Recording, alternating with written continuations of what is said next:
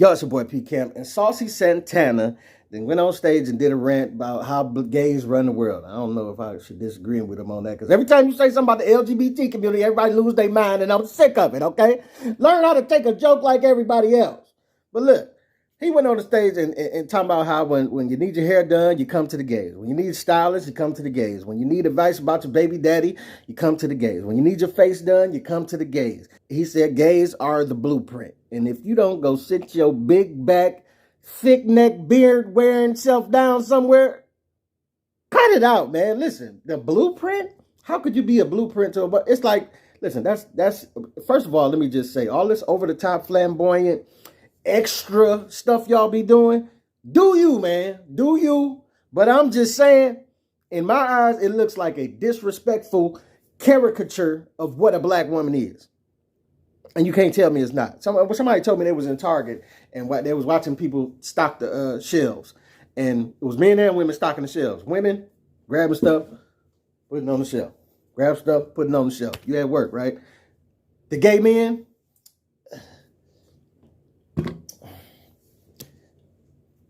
why do you have to, listen, it's 1,000 pride companies out here. Go buy a shirt and sit down somewhere. You don't have to let us know that you gay all the time. We get it. You gay.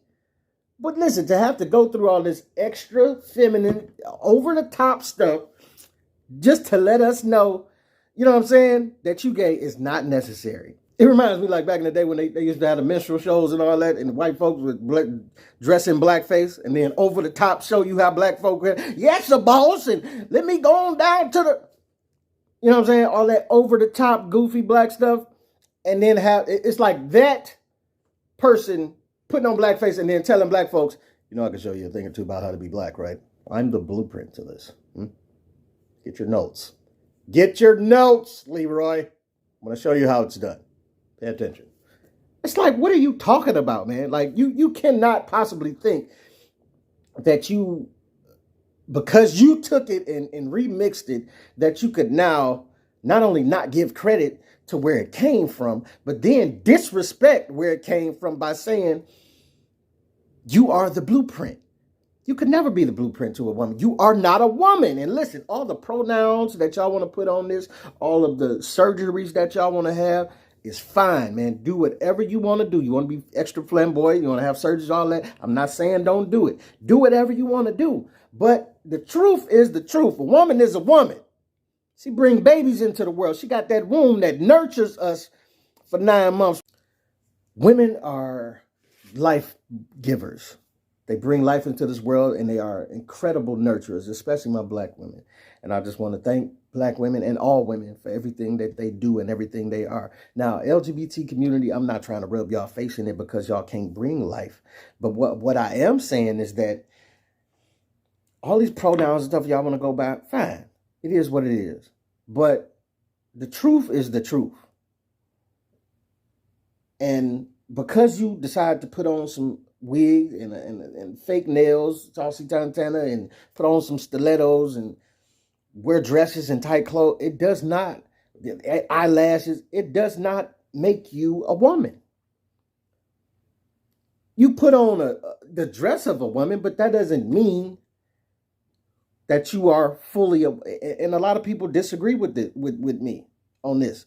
The LGBT community disagrees with it, but it just is what it is. Listen, because I dress up like a cop don't mean I am one. And we've come into this whole world of you got people going through lawsuits in schools because kids are coming to school talking about I identify as a cat. And now they purring and making kitten noises, this, that, and the other. And then you have to oblige that as a teacher. And then you want to tell me that just because you say you identify as that means you are?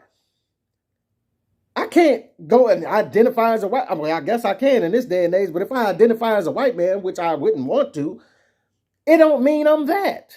You understand what I'm saying? And that's the sorry truth of it.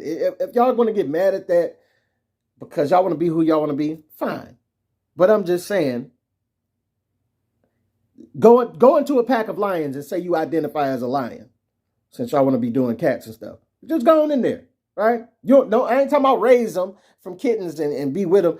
Go on in there when they fully grown and identify as a lion and tell it that you a lion. See where you get with it. Let's not make it more than it is. It's a business transaction that women have come to you for, and I'm glad you learned how to do it, but don't forget where you got it from. You learned it from a woman. One of your sisters or one of your cousins or one of your aunties or your mother taught you how to do this trade. And as they taught you how to do hair, makeup, nails, and makeup and all of that, then you remixed it and did your own thing with it. I'm glad you did, but don't get it twisted from where it came from. Give respect from where it came from. And then second of all, it's just a business transaction. They're coming to you to do business with you. So you should be happy for that and not be all saucy and throw it in their face about it. You know what I'm saying? But then three, they listen to you as far as the baby daddy advice and all that because they would rather hear from a feminine perspective, which is a gay perspective, you know what I'm saying, of a man. As it's the same thing that happened with Kevin Samuels. They would rather not listen to Kevin Samuels on things that would hold truth to them. When you tell a woman about themselves, they don't want to hear that truth, so they go to another woman and agree with the women. All the women in the comments agreeing with each other, right? And gay men often sided with that point of view. So they would rather hear from a gay man, which has a more feminine perspective, than they would rather hear from a masculine man. And like I said, Ryan Davis got an interview with Vlad, which I don't listen to Vlad no more since the Minister Farrakhan debacle, but I went back to it for this video. But Ryan Davis talks about how the black women and women in general have been duped into thinking that the gay remixing of makeup, hair, nails, and all of that, as far as the way they used to do it in drag, is what's translated into what women think that we want now. What he essentially said is women weren't as over the top with the caked on makeup and the huge eyelashes and the huge wigs and the whole makeup looking like drag. They weren't into that in the 2000s, this, that, and the other.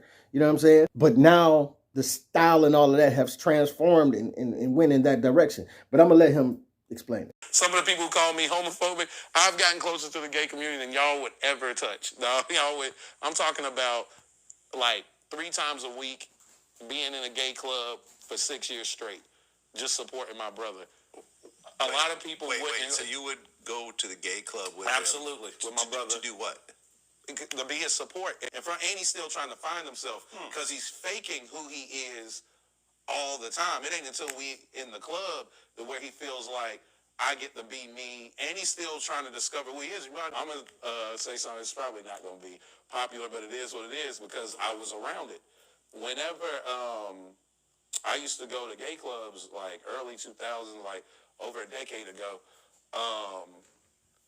women, straight women, the most they would do is like get their nails done and like get weave in their hair, get micro braids or something, wear lip gloss, and they were ready to go.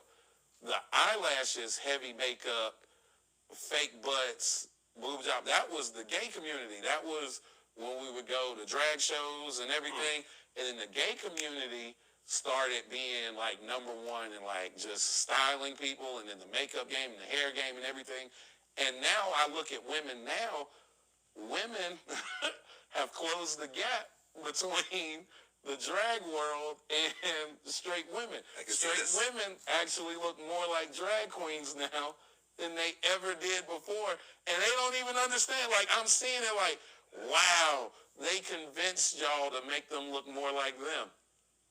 Just so and that's how they closed the gap. It's the funniest thing I've ever seen. It was the funniest thing I've ever seen. So I look at women dolled up, and then some women, because I've been single forever, and I talk about it, and some women be like, y'all like that.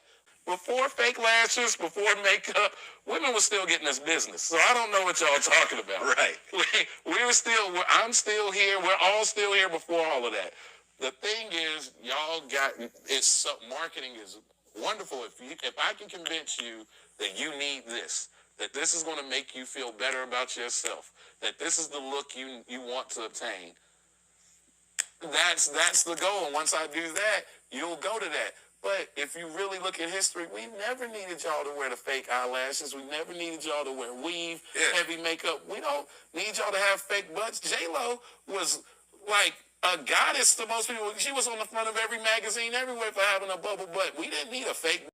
And so, like he says, women have been duped into thinking that this drag style of dressing, this over the top, with all way of dressing, is what men wanted, and we was smashing way before any of this phenomenon that took place. So we liked you like you was. You didn't have to get all the BBLs and this, that, and the other, because the black community had plenty BBLs already in it. That's why we was praising y'all big booty selves way back then. You dig what I'm saying? To the point that white women got on board and had to start getting booty shots and all of that, and lip injections and all of that. Y'all been had that, black community. So I don't know why y'all have continued to go to gay men for hair, nails, makeup, style, and all of this, to have them give you a over-the-top caricature, makeup, hair, nails, and all of that package of what they think you should be, when you are the end-all be-all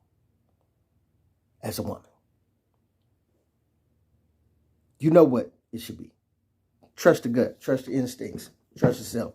Because when you put it in the hands of the Saucy Santana, not only is he going to overdo the style on you, but he going to say it came from him as well. So, I don't know. This is your boy P.camp. I'm signing out. Get at your boy. Let me know something in the comments.